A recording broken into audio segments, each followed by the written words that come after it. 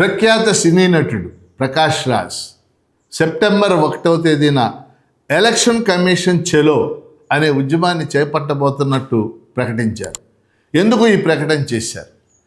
Sir ప్రక్రియ special intensive revision ప్రత్యేక సమగ్ర సవరణ దేశవ్యాప్తంగా ఎంత వివాదాన్ని సంచలనాన్ని సృష్టిస్తుందో మనందరికీ తెలిసినటువంటి విషయం.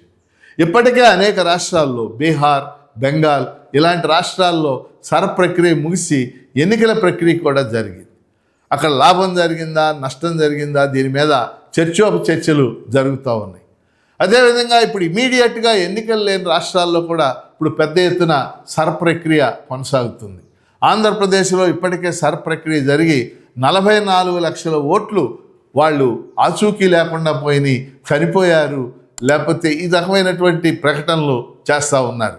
ఇందులో ఈ 44 లక్షల మందిలో అనేక మంది, అంటే సుమారు 20 లక్షల మందికి పైగా షిఫ్టింగ్ అనేటటువంటి ఉన్నారు. వాళ్ళ గురించి ఏమిటి అనేది ఎన్నికల కమిషన్ ఇంతవరకు చెప్పినటువంటి పరిస్థితి లేదు. అలాగే తెలంగాణలో కూడా సుమారు 21% ఓట్లు సర్ ప్రక్రియలో తొలగించబడిన డ్రాఫ్ట్లో 21% ఓట్లు తొలగించబడినట్లు చెప్తా ఉన్నారు. ఇప్పుడు ప్రకాష్ రాజ్ గారు చెప్తుంది ఏంటంటే, కర్ణాటకలో సుమారు 1 కోటి ఓట్లు తొలగించారు, ఇది కరెక్ట్ కాదు, ఇది రాజ్యాంగ ప్రక్రియకి వ్యతిరేకం, రాజ్యాంగానికి వ్యతిరేకం. ఓటు అనేది పౌరుడి యొక్క హక్కు, పౌరుడికి ఆ హక్కు లేకుండా చేస్తూ ఉన్నారు, ఇది అన్యాయం అని చెప్పేసి ఆయన నిన్న ప్రెస్ కాన్ఫరెన్స్లో చెప్పడం జరిగింది.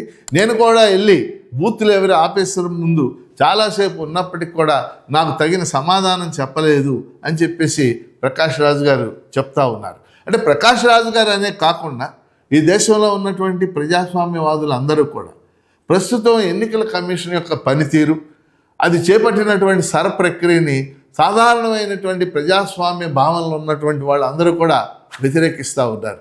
ఈ క్రమంలోనే ప్రకాష్ రాజ్ ఎలక్షన్ కమిషన్ చెలో అనేటటువంటి కార్యక్రమాన్ని, ఉద్యమాన్ని సెప్టెంబర్ 1వ తారీఖున చేపట్టారు. అందువల్ల మనం కూడా ఆలోచించాల్సి, ఎన్నికల కమిషను అట్లా పెడదాం. మనం ఓటు హక్కు అనేది స్వతంత్ర భారత రాజ్యాంగం అమల్లోకి వచ్చిన తర్వాత పౌరుడికి ఉన్నటువంటి అత్యంత ముఖ్యమైన రాజకీయ హక్కు అది. డాక్టర్ అంబేద్కర్ చెప్పాడు మనకి, ఒక ఓటు, ఒక మనిషి, ఒక విలువ. అంటే ఒక ఓటు అనేది మనిషికి ఒక విలువను పెంచుద్ది, ఒకే విలువ.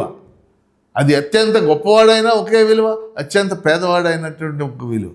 ఆ విధంగా చూసినప్పుడు ఇవాళ అనేక మంది తమ ఓట్లు కోల్పోతున్నటువంటి పరిస్థితి.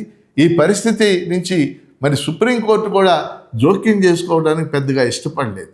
అందుకని ఇవాళ ప్రజాభిప్రాయం, పబ్లిక్ ఒపీనియన్, పౌర సమాజం నుంచి ఒత్తిడి మాత్రమే సర్ ప్రక్రియ నుంచి ఈ ప్రజాస్వామ్య వ్యవస్థని, ఈ ఎన్నికల ప్రక్రియని కాపాడుకునే అవకాశం ఉంటుంది.